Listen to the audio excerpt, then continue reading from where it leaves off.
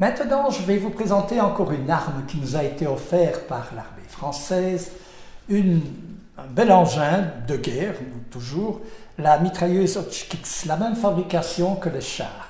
C'est une mitrailleuse qui fait une centaine de kilos, qui est transportée, qui peut être transportée par des hommes. Elle se démonte en 3 parties, ou en 2 parties, plutôt 2 parties. Et voilà, il y avait 3 personnes qui utilisaient cette mitrailleuse Hotchkiss, d'un calibre de 8 mm. Il y avait le tireur qui était installé derrière et qui tirait sans arrêt, sans arrêt. Il y avait à côté de lui, à sa gauche, un serveur qui prenait les bandes, non pas les bandes, les réglettes de cartouches et qui les engageait dans la mitrailleuse. Et un 3e homme qui allait chercher les caisses que vous voyez au pied, les caisses de munitions qui contenaient les fameuses bandes. Voilà. Les mitrailleuses n'étaient jamais seules, c'était un groupe de mitrailleuses parce que, en plein combat, qu'est-ce qui se passe? Eh bien, la mitrailleuse peut s'enrayer. Comment est-ce possible? Eh bien, quand on tire sans arrêt avec une arme, elle chauffe.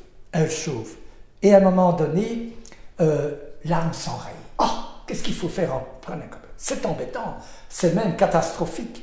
Alors, comme il y avait une série de 3 voire 4 mitrailleuses, quand il y en a une qui s'enrayait, ben les autres continuaient à tirer. Et que devait faire le personnel? Eh bien, il devait dégager le canon, un cliquetis, et prendre un canon de réserve qu'il y avait à côté d'eux.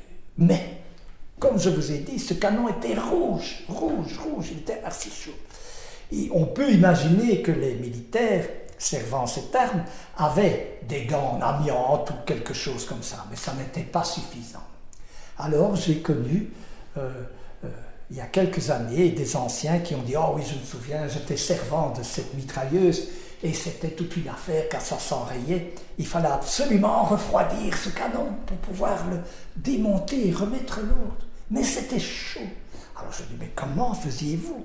C'était pas possible. » Mais si, ici, on avait nos gants, on utilisait tout. Mais vous savez, on était en plein combat. Et alors, tout ce qui bougeait autour de nous comme camarades, eh bien, on essayait de refroidir le canon en urinant dessus. Et ça, c'est la vérité. Plusieurs militaires d'époque m'ont raconté ça. On faisait pipi sur le canon. Voilà un petit détail peut-être comique, mais à l'époque, ce n'était pas comique du tout. Enfin, voilà. Maintenant, je vais vous présenter un autre régiment qui a beaucoup combattu à Gendrin et ailleurs bien sûr, c'est le 1er cuirassier, commandé par le lieutenant-colonel de Vernejoul, qu'on peut voir sur une photo assez bien réussie. Ce n'était pas chez nous, c'est une photo que nous avons trouvée et qui date de 1944, je crois, et qui se passe et qui s'est déroulée à Casablanca, au Maroc. Alors, ici, nous avons beaucoup de photographies. Pourquoi? Parce que je dirais que sentimentalement, ce régiment est très proche des Gendrinois. Parce qu'à l'époque d'après-guerre, bon, n'ayant pas d'hôtellerie dans notre petite région, eh bien, quand ces valeureux soldats, après la guerre, sont revenus des camps de prisonniers, les blessés rétablis, eh bien, ils venaient, comme je l'ai déjà dit, en commémoration, rendre hommage à leurs compagnons tombés ici durant ces premiers jours de la guerre. Et la majorité du 1er cuir a été logée dans nos maisons à Gendrin, Gendrenouille. D'où le rapprochement entre les Gendrinois et moi-même. J'ai connu tous ces gens, pas à cette époque-là bien sûr, je les ai connus dans les années 75, 80, 90. Malheureusement, pas mal ont disparu avec l'âge. Je peux vous certifier que je sais qu'il y en a encore 2 qui sont vivants avec certitude. Et ici, il y a par exemple le sous-lieutenant Isa Verdun, 140, est encore vivant, aux dernières nouvelles bien sûr. Et mon ami Moïse Delbecq, que je distingue ici, à Dunkerque lorsque les soldats belges et français et anglais ont été rapatriés vers l'Angleterre. Il vit toujours. Il est né à Douai, il a toujours été à Douai et il est dans une maison de retraite à Douai. Il doit avoir environ 97 ans à l'heure actuelle. Voilà. Les autres, malheureusement, nous ont quittés plus ou moins tôt. Voilà. C'est toujours pour moi très émotionnant de parler de ces gens avec qui j'ai passé des soirées mémorables, hein, ici à Gendrin, chez l'habitant, des dîners très chaleureux, très conviviaux, où ils racontaient leurs souvenirs heureux et surtout malheureux. Alors, ici, nous avons une vitrine qui nous montre encore toutes sortes d'objets offerts par notamment la veuve du général Langlois, que je ne vous ai pas encore présenté, mais je crois que c'est le moment.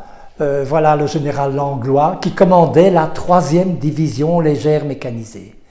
En fait, cette division a été formée en janvier 1940. Alors ça fait janvier, février, mars, avril, mai. Ça fait 5 mois pour former des civils entourés de militaires, hein, des gens de métier. 5 mois pour, par exemple, un garçon coiffeur, un cultivateur, un employé ou que sais-je encore, devienne un soldat et qui a été emmené à la guerre et faire son devoir. Voilà. Alors, ils étaient entourés, bien sûr, de militaires professionnels. Ça n'a pas été simple, mais je dois dire que l'histoire veut que c'est ce régiment de bleu, comme on dit en Belgique, si vous me permettez l'expression, qui ont eu le plus gros choc des 3 divisions, qui ont le choc important. Et je tiens à vous dire qu'ils n'ont jamais démérité, au contraire. Je vous rappelle qu'ils ont fait leur devoir et que la manœuvre tardatrice a réussi. Voilà. Voici quelques armes que nos compatriotes ont trouvées à l'époque, hein, dans les champs, dans les sentiers, partout où il y a eu des combats et qui ont eu la gentillesse de les offrir au musée de l'époque. Ce sont des armes qui ont bien sûr un peu souffert, je les ai laissées telles quelles, hein, pour vous montrer qu'ils ont été découverts dans nos bois, hein, et nos campagnes. Je voudrais vous remontrer le cadre du général Langlois qui a été offert par son épouse dans les années 80 et nous l'avons reçu tel quel, dans l'état où il est. Donc c'est magnifique. Avec une condition d'après ce qu'on m'a raconté, c'est que ce cadre devait être entouré de ces 2 blasons de commandement. Comme il y en a un qui date de la guerre 1914 à votre gauche, eh bien, je n'ai jamais osé le mettre trop bas parce qu'il suffit de le toucher pour qu'il perde des pièces. Il est devenu très sensible. L'autre blason date de mai 40. Voilà. Je voudrais encore vous présenter une autre arme célèbre et qui, à mon sens, est très rare qu'on puisse voir dans un musée ou l'autre. Je ne la connais que dans notre cher musée ici. C'est une mitrailleuse Rebelle. C'est elle qui équipait, entre autres, les chars Somua, les chars Hotchkiss et les automitrailleuses Panhard. C'est une mitrailleuse d'apparence très robuste et surtout rudimentaire, mais d'après les souvenirs que les servants des chars et des automitrailleuses Panhard m'ont raconté, excessivement efficace. Et nous voyons un chargeur rond, hein, et nos amis français en avaient des provisions dans leurs chars et dans les automitrailleuses, et ils ne disaient pas un chargeur, ils disaient « passez-moi un camembert hein ».